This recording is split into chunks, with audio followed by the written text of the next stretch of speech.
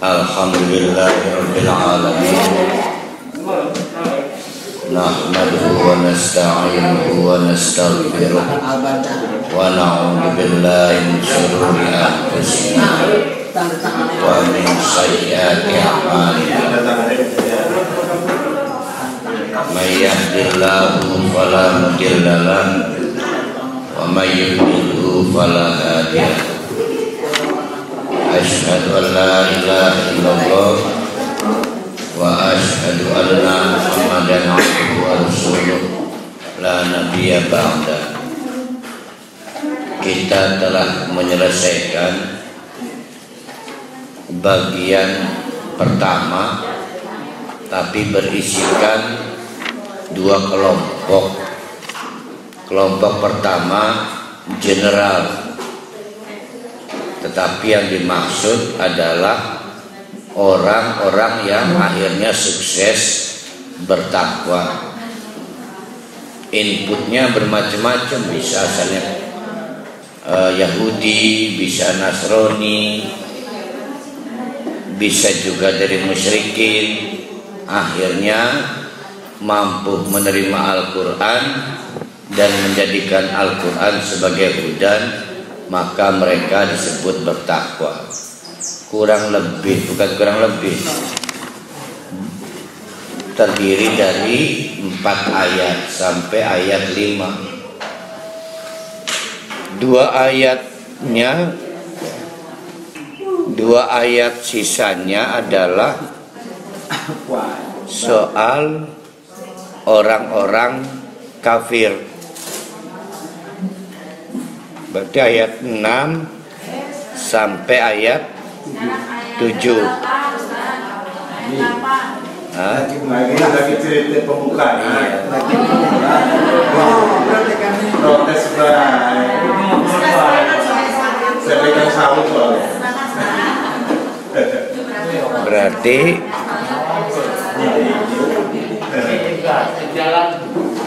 sudah clear tuh ya, sudah clear bahwa clear nih, ada yang kafir, ada yang mukmin. Clear ya. Clear itu artinya tidak abu-abu. Jelas yang mukmin memang menunjukkan keimanannya, yang kafir menunjukkan kekafiran. Sekarang kita akan masuk wilayah grey. Grey areanya abu-abu yang kita sebut munafik. Ya. Jadi kita sudah menyelesaikan yang tegas ya. Ayat 6 dan ayat 7 tegas kafir. Ayat 5 sampai 2 tegas bertakwa. Nah, itu yang penting itu tuh. 4 untuk yang tegas bertakwa, 4 ayat.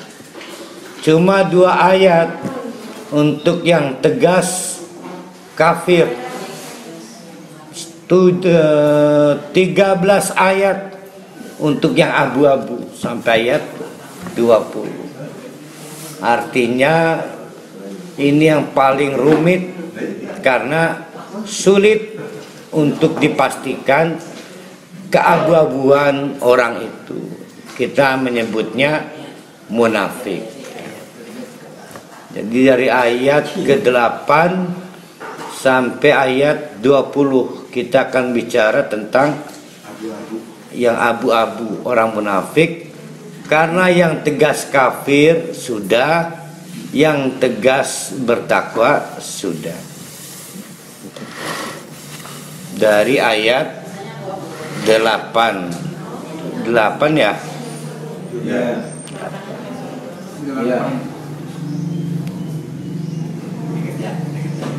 Kita akan mengingatkan dulu kisah ini hebat ini. Jadi setelah sukses menang di perang Badar, akhirnya Nabi Muhammad dan para sahabat harus menghadapi perang Uhud. Sayang kalah. Ya. Kekalahan ini memicu bangkitnya keberanian suku-suku Arab di sekitar Madinah. Ya. Kekalahan Nabi Muhammad bersama para sahabat di perang Uhud direspon dengan bangkitnya nyali dan keberanian suku-suku Arab di sekitar Madinah. Mereka ini tidak bicara soal Islam dan tidak bicara soal membenci Islam. Mereka kapitalis. Yang penting bisa mendapatkan uang, dan cara mencari uang di masa itu memang merampok. Maka peperangan suku dengan suku yang lain adalah peperangan kapitalisme, ya. Yaitu peperangan dalam rangka mencari harta. Maka ini peluang bagus. Salah satunya Bani Mustalik. Maka Bani Mustalik merancang untuk menyerbu Madinah karena dianggap sedang terluka, kalah perang. Kata Bani Mustalik, ini adalah waktu yang terbaik untuk mendapatkan banyak uang. Sayang, intelijen Nabi lengkap, sehingga rencana penyerangan Bani Mustalik lebih dahulu diketahui oleh Nabi, dan Nabi tidak ingin didatangi Madinah karena dalam keadaan situasi militer itu lemah, maka didatangi musuh lebih buruk lagi.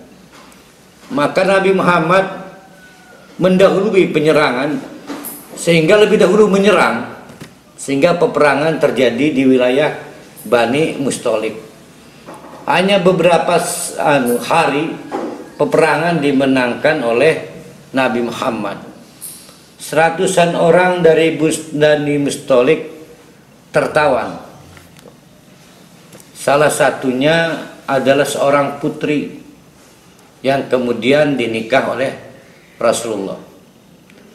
Peperangan ini menimbulkan duka bagi keluarga besar Bani Mustalik. Mereka ada istri kehilangan suami, anak kehilangan orang tuanya karena jadi tawanan. Ya, tawanan Rasulullah kurang lebih 100 lah. Dan juga banyak anak-anak yang ikut berangkat perang. Mereka dicari orang tuanya, ditunggu. Maka ketika tawanan ini dibebaskan oleh Rasulullah. Kenapa dibebaskan? Sampaikan kepada kaum kalian, kalian bebas. Kalian adalah hadiah perkawinan saya dengan salah satu tawanan itu. Ada perempuan kecil, dikawin oleh Rasulullah dari Bani Mustalik, dan hadiah perkawinannya adalah pembebasan tawanan-tawananku. Maka di tengah-tengah kesedihan Bani Mustalik yang kehilangan suami, kehilangan orang tua, kehilangan anak karena merasa ditawan, kaget melihat iring-iringan tawanan pulang. Kok bisa kalian pulang? Ya, kami adalah hadiah perkawinan dari salah satu putri kita yang ditawan kemudian dikawin Rasulullah. Kaget mereka, tidak pernah terbayangkan kebaikan dan kemuliaan Rasulullah. Maka mereka kemudian bersyahadat massal, dan itu adalah kemenangan terbesar Nabi Muhammad dan hiburan setelah duka karena perang Uhud. Cerita bukan di situ, baru prolog. Akhirnya di tengah-tengah perjalanan pulang dari perang Mustalik, rombongan militer Nabi Muhammad ini harus singgah karena diketemukannya sumur. Selalu saja perjalanan panjang militer itu titik-titik istirahatnya adalah sumber air. Dan kali itu militer Rasulullah memutuskan untuk berkemah sambil kemudian menikmati sumber air yang ada. Nah, cerita dimulai ketika pasukan Rasulullah itu yang terdiri dari Muhajir dan Ansor. Ada yang dari Muhajir, ada yang dari Ansor. Mari kita pahami dulu apa itu Muhajir, apa itu Ansor. Jadi orang Muhajir itu adalah orang yang hanya modalnya loyal kepada Rasulullah. Dia la ilaha illallah, maka dia mau berangkat ke Madinah tanpa ada yang dibawa, modal apapun, rumah ditinggal, kebun ditinggal, beberapa juga meninggalkan istri, beberapa meninggalkan anak, sehingga datang ke Madinah itu tidak memiliki apa-apa. Nah, maka sebutan Ansor adalah sebutan dari Allah untuk orang-orang yang berkontribusi bukan besar tapi sangat besar. Dalam bahasa Arab untuk menyebut penolong bisa saja digunakan sa'adun, sehingga musa'adun atau musa'idun, tapi itu menolong dalam pengertian biasa. Tapi kalau nasoro, ansorun, itu menolong yang luar biasa. Nah, sehingga Allah memuji kehebatan kaum Ansor karena mereka kemudian rumahnya berbagi ruang, berbagi tempat dengan Muhajir. Ada yang kemudian satu rumah kemudian jadi 5 kamar, yang semula satu keluarga jadi 2 keluarga.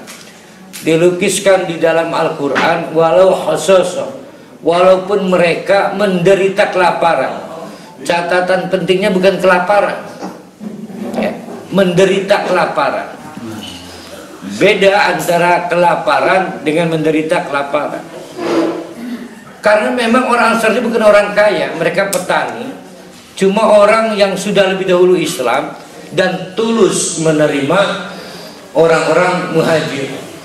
Bayangkan kontribusi besar orang Ansar dulu, bayangkan. Dan bayangkan kalau para khali jadi Muhajir, pasti ada perasaan sungkannya. Banyak sudah ditolong. Nah, cerita dari situ. Nah, pada saat pasukan Rasulullah ini antri, sekali antri tertib untuk mendapatkan air, satu persatu antri. Tanpa diduga ada clash kecil antara seorang Jahjah, yaitu budaknya Umar bin Khattab, dengan Sinan bin Wabar dari Madinah. Jahjah dari Mekah, Sinan bin Wabar dari Madinah. Jahjah Muhajirin, Sinan bin Wabar Ansor. Senggolan tapi memicu konflik. Maka adu mulut dua orang ini dan berkata-kata kasar juga. Si Jahjah, Sinan kaget. Kamu nggak tahu diri ya? Kamu nggak ngerasa banyak kami tolong? Mulai dari situ. Nah, harus diingat ayat kemarin ya tentang marjaknahum yunfiqun. Maka Sinan terpaksa menyemangati, seolah-olah dia ingin menunjukkan bahwa saya punya geng loh. Ya ma'syarul Ansor, ya wong Ansor, ya ma'syarul Madinah, orang-orang asli Madinah. Ini ada yang ngelunjak nih. Oh, kamu bawa teman, saya juga punya geng. Maka Jahjah juga balik menyahut, ya ma'syarul Makkah, ya ma'syarul Muhajir. Maka kejadian semakin tidak terkendali ketika Sinan akhirnya kehabisan kontrol dan menendang dengan keras ke Jahjah. Maka dilaporkan oleh seseorang kepada Rasulullah. Maka Rasulullah dari kemahnya meminta agar cara-cara seperti itu dihentikan. Rasulullah mengatakan, innahu kalimatun mutina. Itu adalah kalimat yang kalau bahasa Indonesia jijiklah. Sejenak kita pikirkan, kalau kita lihat di berbagai surat, Keba Al-Hasyr misalnya, kehebatan kaum Ansor itu luar biasa. Pidato yang disampaikan oleh Sinan bin Wabar tidak ada yang salah. Memang diakui oleh Allah kontribusinya. pertolongannya dilukiskan dengan baik, dan untuk itu mereka diberi gelar Al-Ansor oleh Allah. Sampai di situ nggak ada salah. Tapi ketika Sinan bin Wabar itu meminta orang kemudian tidak belagu untuk mengingat jasa baiknya, maka Rasulullah menyebutnya itu kalimat yang menjijikkan. Nah, ini akan sama dengan pemahaman kita terhadap ayat tentang pasca syarat, prasyarat dan pasca syarat infak itu yang kemarin ya. Jadi dia akan menjadi kejahatan walaupun sudah berkontribusi sedekah infak ketika kemudian ada sikap manan dan ada. Nah, ini juga terjadi.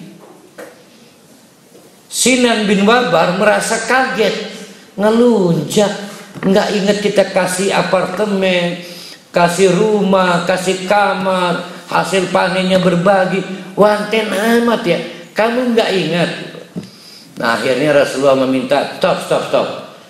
Innahu kalimatun mutinan, karena cara-cara diplomasi semacam itu adalah menjijikan, itu mutinan. Nah, akhirnya Rasulullah memberi nasihat di kemah kepada orang-orang itu agar menghentikan, jangan diperbesar, jangan sesuatu yang kecil kemudian dikobarkan. Tidak dinyana di kemah lain ada tokoh penting yang mengobarkan semangat peperangan berdasarkan kasus itu. Namanya Abdullah bin Ubay. Tuh. Jadi Rasulullah membuat blokade masalah agar masalah yang kecil itu tidak diperbesar. Menjadi sebaliknya, Abdullah bin Ubay tidak terima dengan cara pandang Rasulullah itu masalah kecil. Tuh. Maka kata Abdullah bin Ubay, ya, kita tidak terima dengan cara-cara seperti itu. Kita sudah banyak berkontribusi, kita sudah banyak memberi, mereka lama-lama kemudian tidak tahu diri. Ada dua kalimat penting yang menjadi kampanyenya Abdullah bin Ubay di kemah itu. Yang pertama adalah la tunfiqu ala man 'inda Rasulillah hatta tunfidu.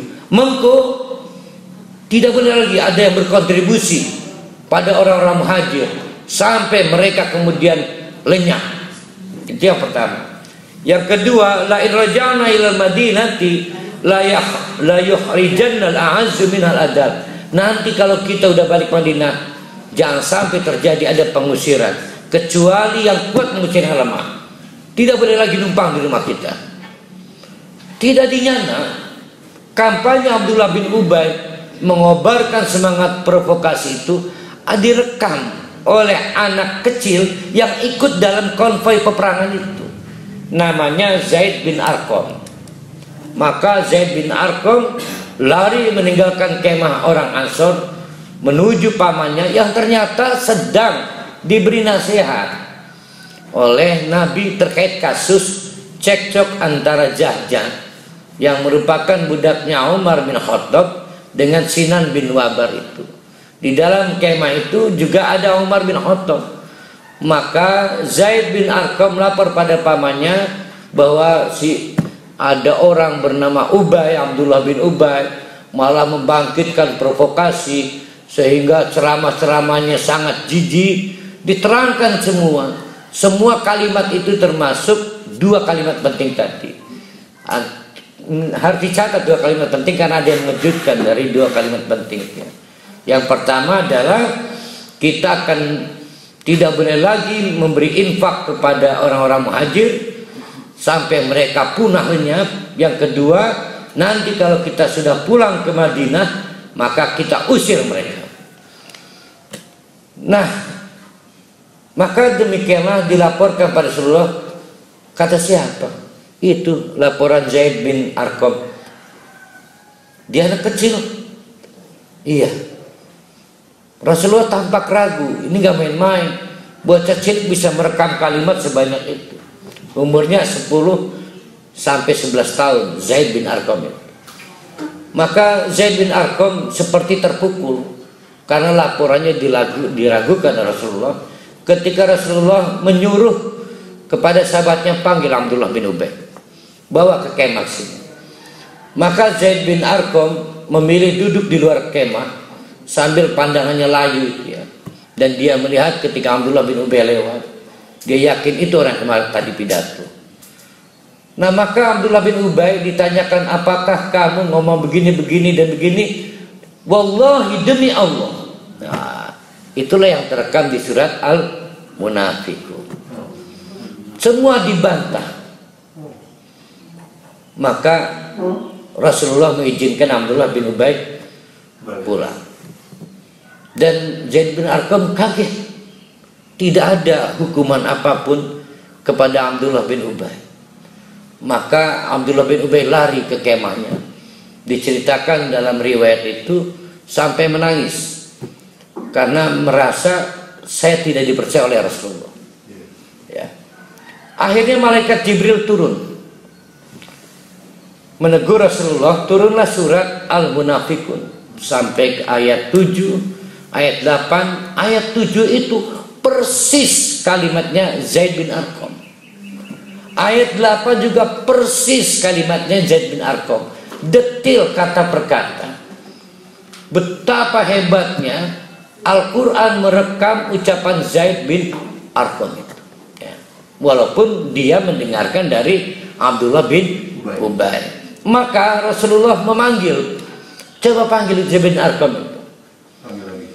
Karena wahyu dari malaikat Jibril sama dengan penuturan Zaid bin Arqam, dan Rasulullah kini sadar bahwa Zaid bin Arqam nggak pernah bohong dan dia yang salah, Rasulullah salah.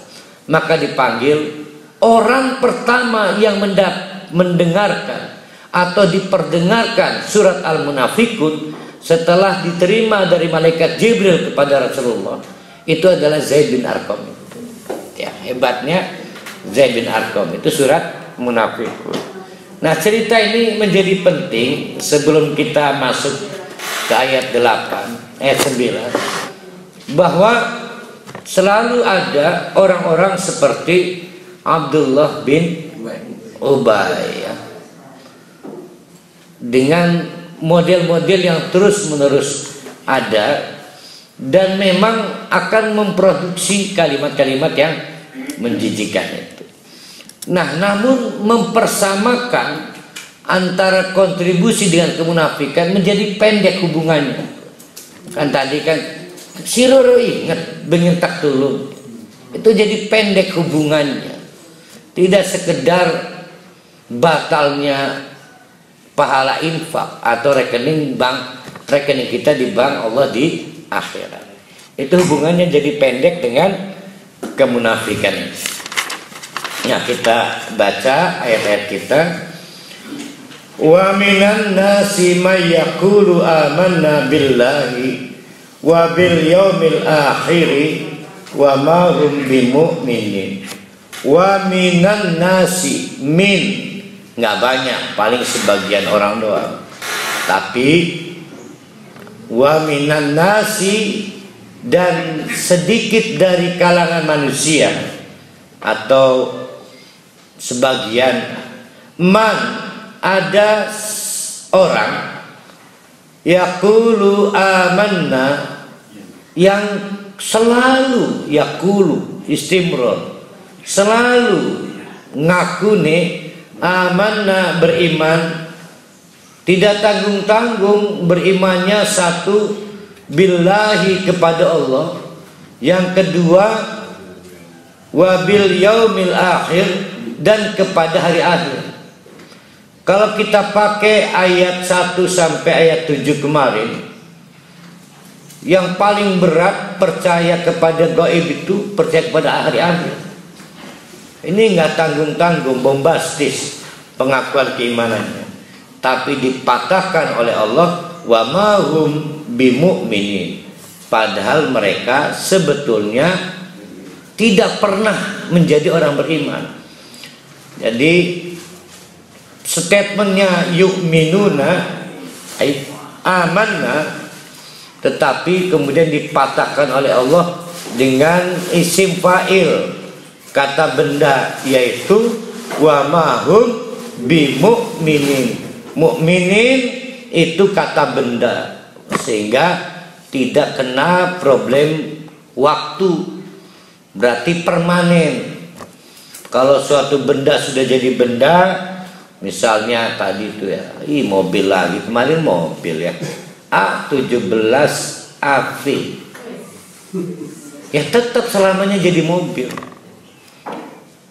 Tapi kalau sedang makan, kemarin nggak makan, nanti belum tentu makan, karena dia kata kerja. Nah, wa mahum bimu'minin, tapi sebetulnya mereka itu tidak pernah mukmin, karena permanen. Tidak pernah, tidak akan pernah mukmin. Permanen, tidak pernah dan tidak akan pernah mukmin. Nah, itulah orang-orang yang kita sebut orang-orang munafik. Yakhadi'una, dengan cara itu mereka bermaksud menipu Allah. Walladzina amanu, juga orang-orang beriman yang ada, yang menjadi komunitas dia kan orang beriman nih. Tapi mungkin tidak Allah bisa ditipu. Tidak mungkin, Allah tidak mungkin ditipu. Maka yang dimaksud yakhadi'una adalah menyelenggarakan kegiatan-kegiatan yang dimaksudkan agar kejahatannya tidak diketahui oleh orang-orang mukmin, walaupun mungkin padahal Allah pasti tahu ya. Wa ma yakhda'una illa anfusahum wa ma yash'urun. Wa ma yakhda'una, dan tetapi tidaklah mereka menipu illa anfusahum, kecuali justru berbalik kepada diri mereka sendiri. Jadi maksudnya nipu, ketipu, ternyata yang ditipu nggak ketipu. Namanya zong kan. Wa ma yash'urun, sayang mereka tidak menyadari bahwa tipuan mereka tidak sukses, bahwa tipuan mereka berbalik ke badan sendiri. Fi qulubihim maradun, ini semua apa yang mau dikomentari dengan fi qulubihim maradun ini? Fi qulubihim maradun, apa? Ya, ini semua disebabkan di hatinya ada marad. Apa yang dikomentari? Kemunafikannya atau apanya? Ayo, ilatnya kemana? Ke wama yash'uru. Kenapa orang munafik tidak pernah menyadari bahwa tipuan mereka itu sebenarnya garing gitu? Kenapa? Ini nggak bicara soal munafiknya, sudah kita hilasin dia munafik lah. Sering kan kita nih ya, di satu organisasi sebetulnya TST, tahu sama tahu, ngomong apa sih? Tapi orang itu jojong main ngomong baik, so ianya itu orang nyadar ya, lamun wong dia senep ngerumuni. Itu kenapa wa ma yash'urun itu? Kenapa ya? Ada orang yang nggak nyadar bahwa dirinya nggak dapat simpati. Primen. Jawabannya adalah fi qulubihim marad. Di hatinya ada marad. Kita sementara artikan penyakit, yang dimaksud di sini adalah fi qulubihim, di hatinya ada marad, ketidakstabilan. Orang tidak sakit kan nggak stabil. Ya, namanya sakit. Jangan bayangkan demam, jangan. Ini hatinya nggak stabil. Sebab hati yang stabil itu pasti dia malu dia. Pasti dia nggak berani unjuk gigi. berarti dia nggak berani perform, megang mic aja nggak berani tahu diri, paling nyompok. Gak sih ngomong, wios lah. Ini mah nggak ngomong. Saya nggak cerita soal orang munafik, lebih parah lagi orang munafik nggak tahu malu masalahnya. Ya.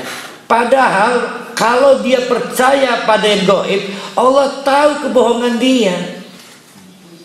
Ya. Mungkin 1-2 kali orang mukmin nggak ketipu. Ya. Tapi kok bisa ya kuat amat mentalnya gitu. Nah itu yang disebut dengan wa ma yash'urun. Perasaannya itu mati rasa, tidak peka, disebabkan fi qulubihim maradun, ada ketidakstabilan di hati mereka. Fazadahumullahu maradun. Nah ini sulit nih. Kita membayangkan Allah bengis amat ya, wis gering ditambah mana penyakit konon. Begitu nggak itu? Nah sekarang Pak Nasrullah sakit. Jadi Rabi ini bosan amat Kang, gering baik pun. Setelah jojong dia gering ya, tambah sakit nggak? Gara-gara dijojong akar Rabi. Allah membiarkan dia sakit, maka bertambahlah sakitnya. Maksudnya begitu. Jadi bukan dalam pengertian gering apa panas demam tak tambah cacar ya. Bukan. Tidak mendapatkan kasih sayang Allah, sehingga penyakitnya tambah parah. Fazadahumullahu marada, Allah biarkan penyakitnya bertambah. Bukan Allah menambah penyakit, bukan. Tapi kan fatal, Allah itu Maha Rahman, Allah Maha Rahim, Allah juga memiliki sifat rububiyah. Dalam kasus tertentu Allah nggak peduli. Kepada siapa? Kepada orang kafir masih peduli. Kepada orang munafik. Apa itu termasuk istidrat bukan? Wiyung lagi di aniaya jadi istidrat. Istidrat mah bentuk-bentuk uang lagi sugi dinakan sugi. Lagi gering dinakan gering mus adab dari. Walahum azabun alim. Itu belum mati loh, masih di kita ini. Kalau ada orang tidak tahu diri, perasaannya mati, ordo kisir, maka disebut azabun alim, azab yang pedih. Kenapa? Karena nggak ada yang nolong, nggak ada yang negur. Belum tentu nanti diterangkan itu. Sudah hatinya sakit, hati sakit tuh ganti diajak ngomong hati sakit. Allah diamkan itu lewat ketidakpedulian orang lingkungan. Maka Allah menggerakkan orang tidak peduli. Tentu yang diobati mestinya hatinya, tapi dibiarkan tambah parah, tambah parah, tambah parah. Ya. Bima kanu yakdzibun, semua itu akibat dampak dari berbagai dusta yang dilakukan. Wa idza qila lahum, dan manakala coba diingatkan, la tufsidu fil ardi, jangan membuat rusak atau kerusakan fil ard. Nah, fil ard ini bisa dua makna. Pertama, luasnya dimensi kerusakan. Apapun jenis kerusakan, apapun jenis kegiatan yang lahir dari hati yang rusak, itu akan berdampak meluas. Bukan hanya rumah tangga, tetangga, masyarakat, bisa bangsa, bisa negara. Meluas. Maka tidak dikatakan la tufsidu fi buyutikum. Jangan kamu bikin onar di rumah kamu. La tufsidu fil ard, Bayangkan tadi yang cekcok adalah Jahjah dengan Sinan bin Wabah. Tapi hampir saja dua kubu berperang yang telah dipersaudarakan oleh Allah, yaitu Muhajirin dan Ansor. Jadi kerusakannya menjadi meluas. Nah, itu kata-kata fil arti. Kok bisa meluas? Karena diproduksi oleh hati yang sakit tadi. Hati yang sakit, yaitu Abdullah bin Ubay. Bayangkan di kemah Rasulullah sedang memadamkan api dengan menganggap cilik itu, tapi saya ditendang Rasulullah, kecil itu, dengan dialognya begitu tuh. Di kemah yang lain Abdullah bin Ubay mencoba membuat besar api yang kecil itu, sehingga meluas, dimensinya meluas. Pada saat Zaid bin Arqam melaporkan apa yang didengar dari Abdullah bin Ubay, Umar bin Khattab langsung berdiri waktu itu, meminta izin untuk membunuh.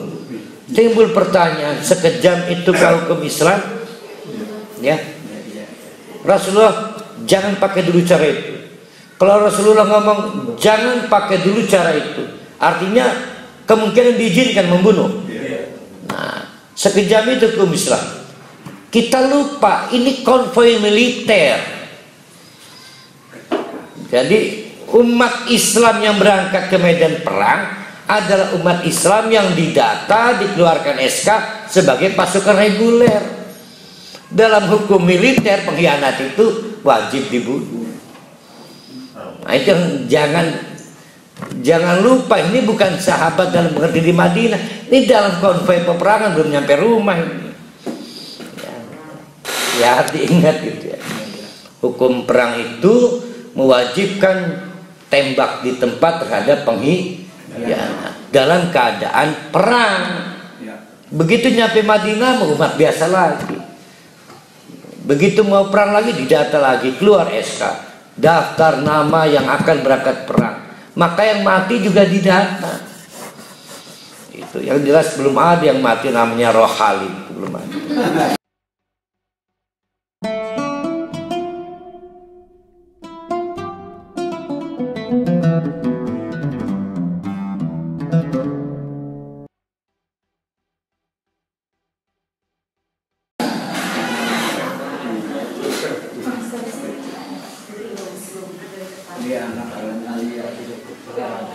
Wa idza qila lahum, dan manakala dikatakan lahum kepada mereka, la tufsidu, jangan bikin rusak atau kerusakan, fil ardi, yang meluas di muka bumi.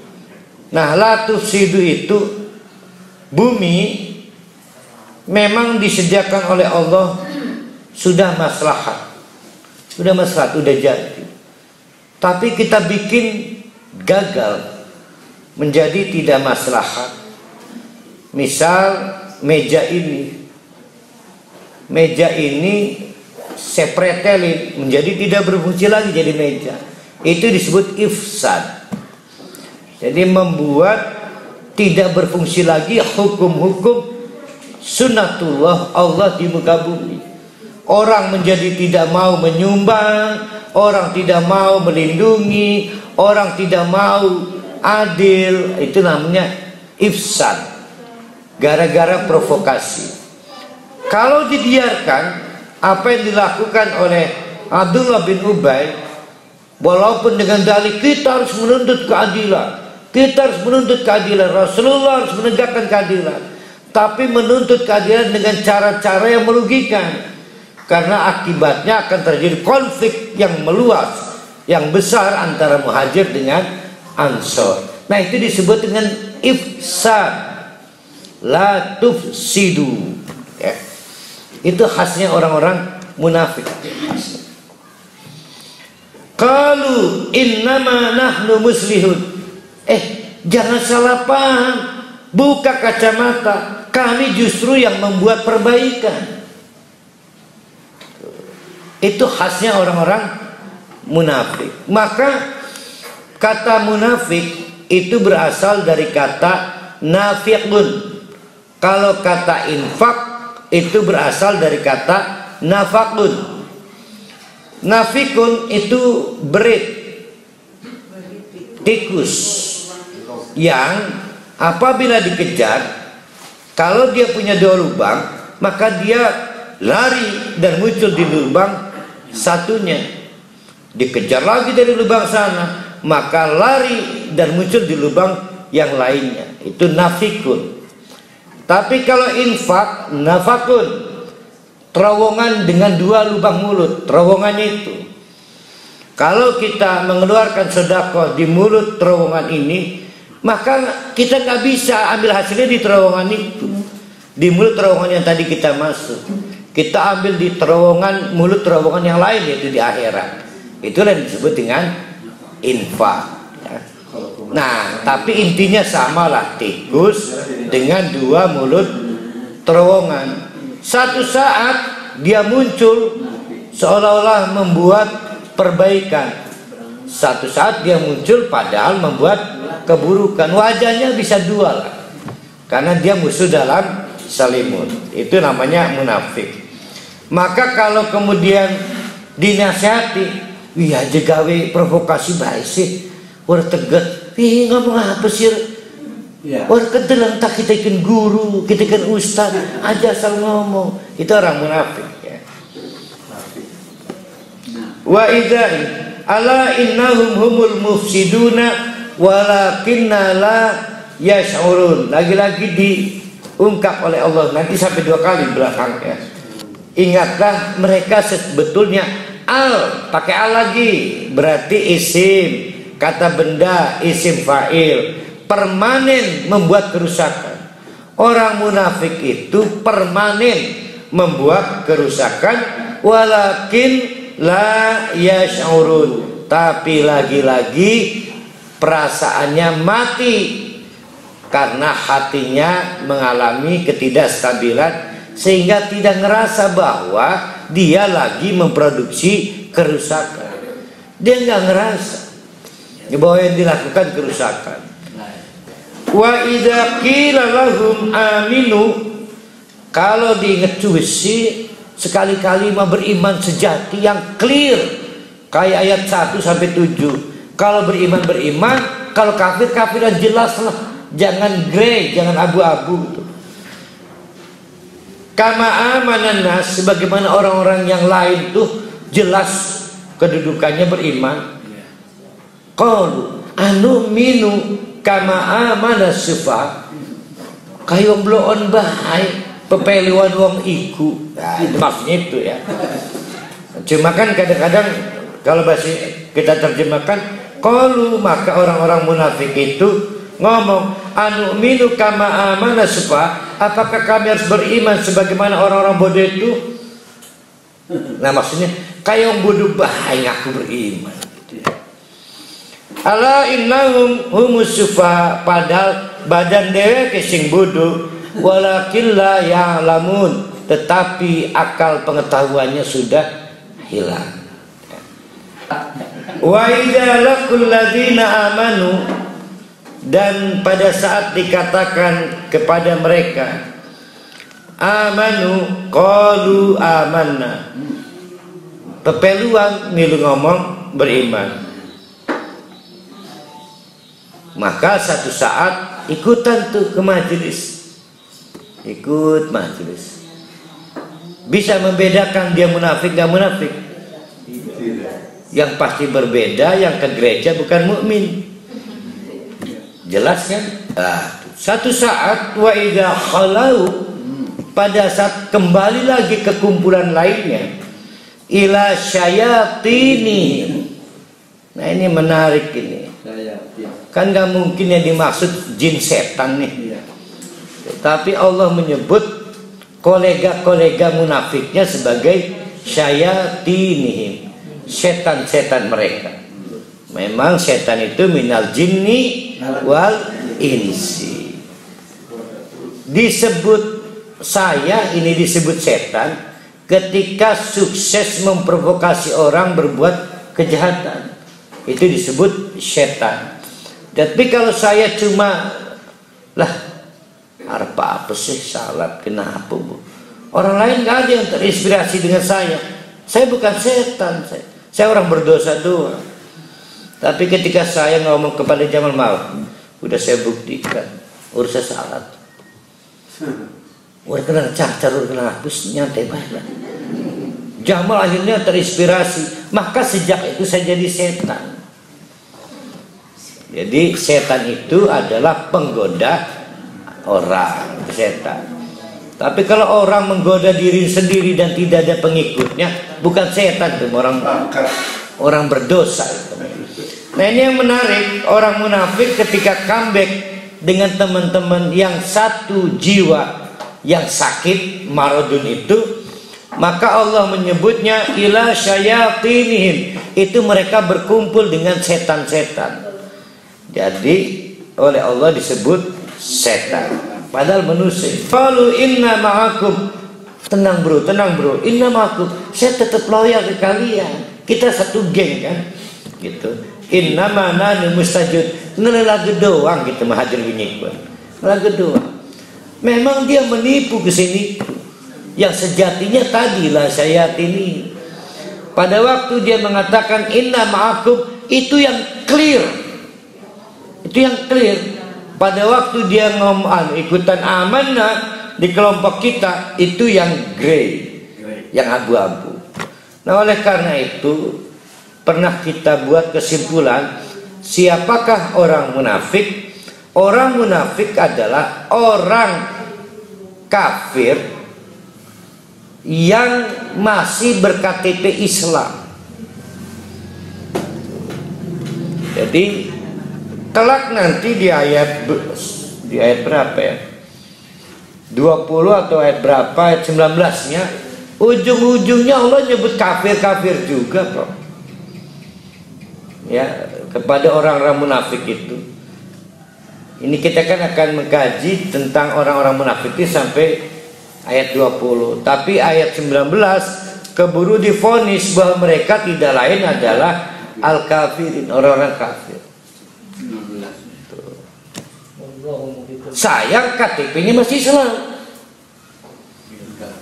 kegiatannya sama, ikut ke masjid, pengajian, wah pemana selamatan hajatan bertampil, dan masuk di organisasi-organisasi Islam, mentereng di Aisyah, di Muhammadiyah, persis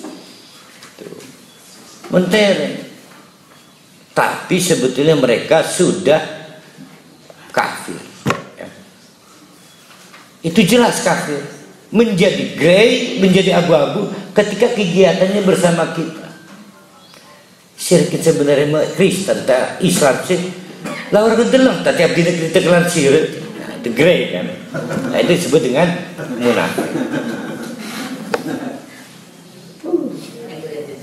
Allahu yastahzi'u bihim, maka Allah ganti balas, mengolok-olok mereka, mempermainkan mereka, wa yamudduhum, dan memperpanjang, membiarkan berkepanjangan. Nah itu yang benar tuh. Wa yamudduhum, dan membiarkan berkepanjangan, fi tughyanihim ya'mahum, mereka terombang-ambing dalam kesesatan. Dibiarkan berkepanjangan, terombang-ambing dalam kesesatan. Nah itulah ulaika mereka alladzina ishtarawud dolalata, yang telah memutuskan bertransaksi dengan menjual kesesatan, bil huda, dengan petunjuk. Jadi mereka siapa? Orang Islam, pernah dapat petunjuk, tahu ini salah, tahu mana yang benar, tapi mereka memutuskan jadi kafir. Tapi mereka tetap pengen disebut Islam. Dia tahu A itu salah, B benar, tapi ditukar B yang digunakan, A yang ditinggalkan. Nah maka disebut orang munafik. Tapi kalau disuruh murtad nggak mau, mestinya sudah seharusnya murtad, tapi tetap masih Islam ya. Maka disebut munafik. Qalu innamahum fama rabihat tijaratuhum, tidak akan ada untungnya menjual petunjuk dengan kesesatan itu. Lah gimana ceritanya udah kasih tahu ini bid'ah, malah milih yang bid'ah. Aneh kan? Ada untungnya enggak? Enggak ada untung, ada. Tidak dibully oleh kelompoknya, tidak diboikot. Tuh. Itu kan ada untungnya kan? Itu orang sakit, bagaimana dia tidak takut akhirat, tapi takut tidak dapat arisan, tidak dapat pertemanan. Padahal dia sudah mulai tahu di itu bid'ah. Nah, yang dimaksud Buneng itulah tanda-tanda kemunafikan. Dia tidak sadar. Karena sakit, kok sakit? Perilaku kuden-weden mesakatiku. Dia takut mesakat di dunia, tapi dia berani miskin di akhirat. Kan aneh. Kan bid'ah mah pasti nggak akan dapat pahala. Maka germak. Hanya orang sakit yang nekat berani miskin di akhirat. Itu marot. Ngomong sakit itu. Wa makanu muhtadin, dan mereka adalah bukan orang-orang yang mendapatkan petunjuk. Nah, ayat yang 17-18 ini paling ngedemenaken, menarik Ustaz. Masaluhum, ini soal orang-orang munafik ini, Allah bantu kita membuat dengan suatu perumpamaan. Kenapa ini dibuat oleh Allah? Karena gati memahamkan ini. Gati. Kama salis tauqada naron, mari kita bayangkan ada orang jaluk geni. Istaf'ala itu kan meminta, istaghfaro. Ini istauqada, jaluk digaweaken api unggun, mungkin hal pramuka kayak ini kan. Ya. Minta dibuatkan api unggun, maka dibuatkan api unggun. Menyala berkobar-kobar, terang benderang. Falamma ado'at ma haulahu, begitu sudah terang benderang, maka zahaballahu binurihim, Allah cabut itu cahayanya. Yang tersisa apa?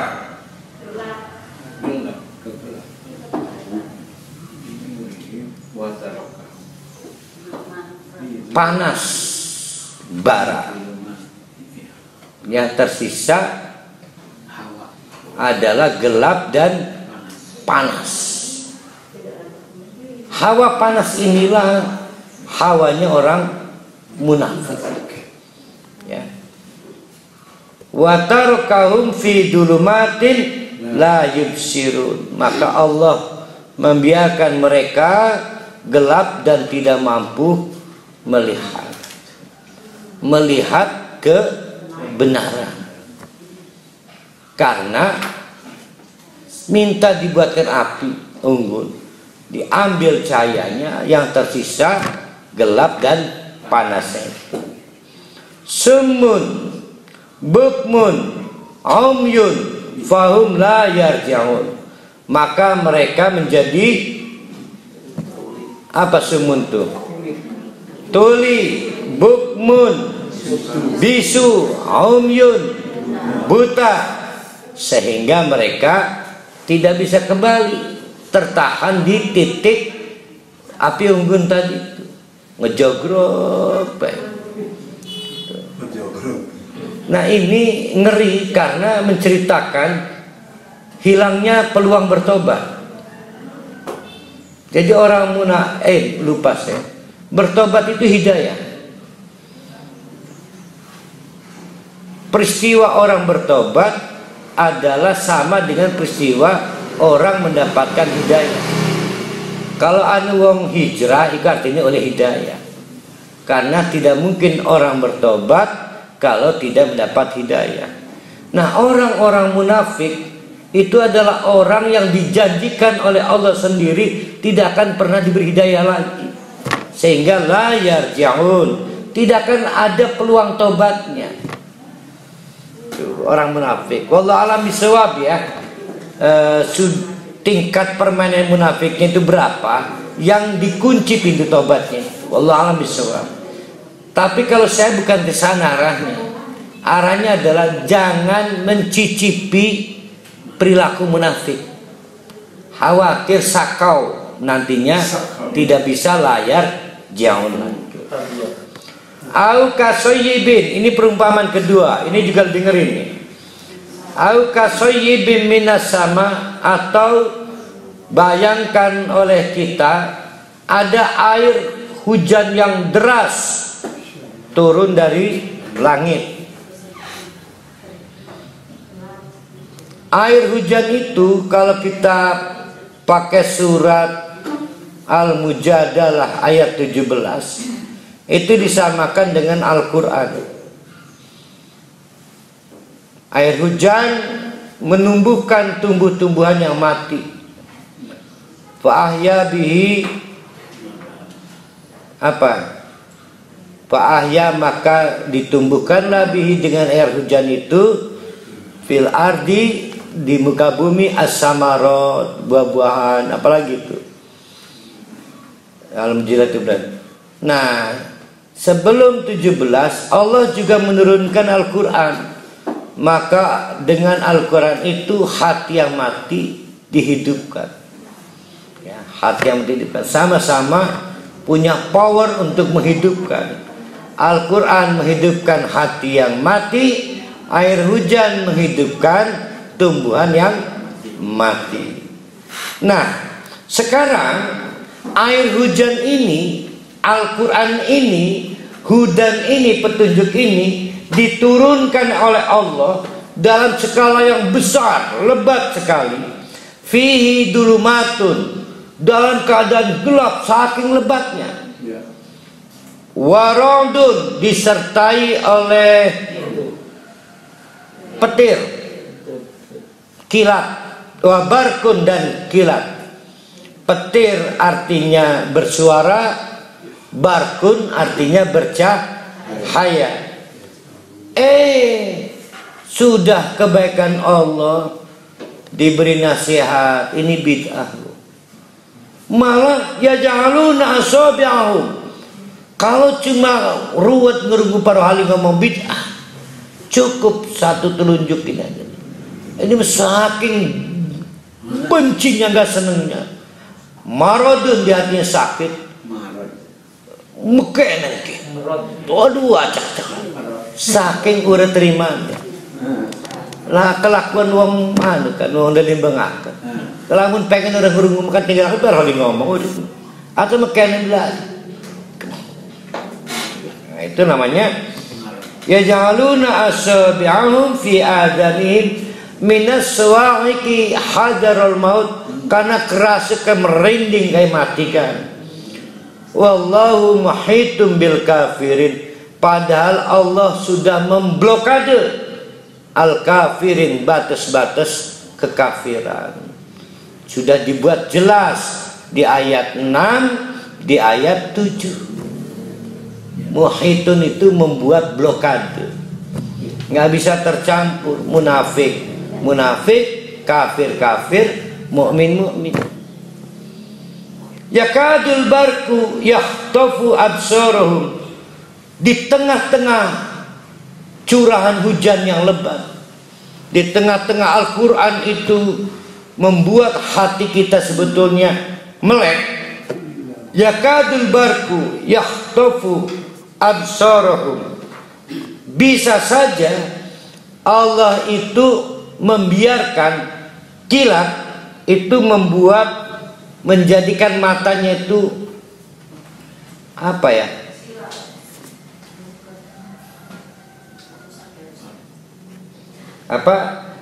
Dapat cahaya. Kan klik kayak flash kan? Tuh. Paham kan sampai di sini nih? para hali negur, lur, yakin dan hadis itu bid'ah. Kadang-kadang, iya ya Kang ya, kayak flashback, kayak kilatan, percikan dia ya tuh, barang iya ya, makonan mana kan? Jadi kayak kilatan-kilatan, hanya kilatan aja gejolak terima, tapi lenyap lagi. Tahu nggak kilat cahaya itu? Lob-loban. Itu yang dimaksud. Nah, kullama ado Allahumma syaufi, ketika ditegur para wali, keseret, mendeku. Ya, tapi akhirnya jalan lagi. Jadi sebetulnya hatinya masih bisa, tapi Allah membuat sudah sulit untuk menerima kebenaran. Ngeri kan akibat kemunafikan kan? Makanya jangan mempraktekkan kemunafikan. Contoh ngebohongi rabi. Itu masih Iya akibat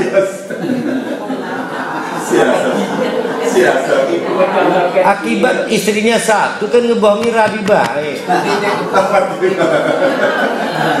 Sebab kalau istrinya dua pasti jujur. Betul. Hah? Kebalik ya. Kalau dua ngomong sana ngomong sini. Ini barusan pengalaman aja. Karena Kullama ada Allahumma syaufi, dia merespon setiap kali dapat nasihat walaupun dalam bentuk kilatan. Wa idza adlama alaihim qamu, begitu hilang lagi kilatan itu, maka dia berdiri lagi. Walau syaa, kalau Allah mau, la dhahaba, bisa menghibah absorin. Perhatikan, walau syaa, kalau Allah mau, la dhahaba, bisa menghibah absorin. Allah biarkan telinganya, penglihatannya mati, tapi Allah tidak mau. Kalau Allah mau tapi Allah tidak mau, tetap berkerunya Allah itu. Sehingga melalui telinganya, melalui matanya ada potensi menerima kebenaran walaupun kecil. Nah itu bahaya mana antara kafir dengan munafik? Munafik. Kafir peluang untuk menerima hudanya masih gede. Ini kafir alumni musyrik yang menolak Al-Quran dengan kafir alumni munafik beda. Ya, kalau alumni munafik ini kita bicarakan, ini kalau berkelanjutan jadi kafir juga tapi alumni munafik. Kan ada orang kafir karena belum sempurna Islam, ini makan murtad ini. Innallaha ala kulli syai'in qadir, padahal Allah itu mampu terhadap segala sesuatu. Tapi kalau Allah mau, nyatanya Allah tidak mau. Sehingga walaupun sudah parah Abdullah bin Ubay itu bisa mengihim melalui telinganya, wa absori, melalui matanya, kalau dia mau masih ada kebenaran bisa terlihat. Nah itulah tentang kemunafikan. Hampir 13 ayat, panjang sendiri, dan kita akan teruskan kepada paragraf berikutnya dengan 3 dasar ini, yaitu tentang siapa bertakwa ayat 2 sampai 5, tentang siapa yang kafir ayat 6 sampai 7, tentang siapa yang munafik ayat 8 sampai 15, sampai 20. Maka surat Al-Baqarah ini ada 7 paragraf. 7 pelajaran penting dengan yang muqaddimah. Kita menyelesaikan muqaddimah ini. Itu berarti 8. Uniknya yang paling ujung itu kita meminta perlindungan dari sifat-sifat kemunafikan. Ya, ujungnya kan di doa-doa itu kan. Di antara sifat kemunafikan itu adalah krisis kedermawanan. Orang berinfak tapi menganggap sudah menguasai orang itu. Jadi kamu ingat ya kebaikan saya, jangan kamu lupakan ya. Itu yang kita bahas dengan kemunafikan. Nah, oleh karena itu maka surat Al-Baqarah adalah surat yang mencoba mengingatkan kita bahwa infak itu dekat dengan munafik. Infak itu dekat dengan munafik. Nanti kan dibahas di sini ada faraid, ada semua berkaitan dengan uang. Dan kemunafikan ini timbul karena uang. Ini soal uang. Jadi Al-Baqarah itu soal uang. Soal-soal penting ya. Munafik karena uang, infak soal uang. Semua soal uang dan faraid segala soal uang. Mudah-mudahan Allah memberi jalan kita bisa sampai pada ayat berikutnya. Qul qouli hadza wa astaghfiru innahu al-ghafurur rahim. Assalamualaikum warahmatullahi wabarakatuh.